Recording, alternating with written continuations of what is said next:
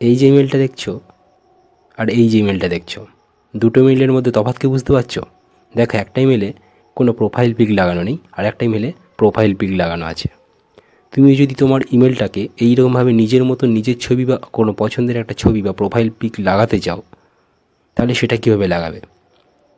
তো আজকের ভিডিওটা এর উপরে। আমি জানি অনেকেই জানো, যারা জানো তারা ওয়েল অ্যান্ড গুড, আর যারা জানো না তারা ভিডিওটা শেষ পর্যন্ত দেখো। তুমি তোমার ইমেলেও একটা এরকম প্রোফাইল পিক লাগাতেই পারবে। আর যারা জানো তারা অবশ্যই ভিডিওটা যারা জানে না তাদের সঙ্গে শেয়ার করো। তো চলো, কীভাবে তুমি তোমার ইমেলে নিজের প্রোফাইল পিক লাগাবে সেটা আজকে তোমাদের দেখাবো। যদি ভিডিওটা ভালো লেগে থাকে তাহলে অবশ্যই একটা লাইক করবে, আর চ্যানেলে যদি নতুন হয়ে থাকো তাহলে অবশ্যই চ্যানেলটাকে সাবস্ক্রাইব করবে, পাশে থাকা বেল আইকনটা অবশ্যই হিট করে দেবে। তুমি তোমার ইমেলটাকে যদি নিজের একটা ছবি দিয়ে লাগাতে চাও সুন্দর দেখানোর জন্য, তাহলে অবশ্যই ইমেলটাকে ওপেন করে নেবে। তাই ইমেলটা ওপেন করার জন্য তোমার ফোনের জিমেলে গিয়ে ইমেলটা ওপেন করবার পর দেখো, আমি সামনে স্ক্রিনে দেখিয়ে দিচ্ছি। ইমেলটা ওপেন করার সঙ্গে সঙ্গে ওপরে দেখবে ডান সাইডে একটা প্রোফাইল আছে, সেই প্রোফাইলের ছবি ক্লিক করবে। ওখানে ক্লিক করবার সঙ্গে সঙ্গে দেখবে যেখানে প্রোফাইল পিকটা রয়েছে সেখানে দেখবে একটা আপলোড ফটো রয়েছে এবং চুজ টেক এ ফটো রয়েছে।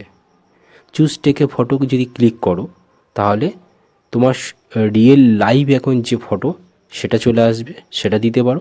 বা যদি তোমার আগে থেকে গ্যালারি কোনো ভালো ফটো থাকে তাহলে তুমি আপলোডে ফটোতে ক্লিক করবে। তো আমি আমার গ্যালারির ফটোটা ক্লিক করব, সেই জন্য আপলোডে ফটোতে ক্লিক করলাম। ক্লিক করবার পরে টেক পিকচার এবং আপলোড ফ্রম ডিভাইস দুরকম অপশন দেখাবে।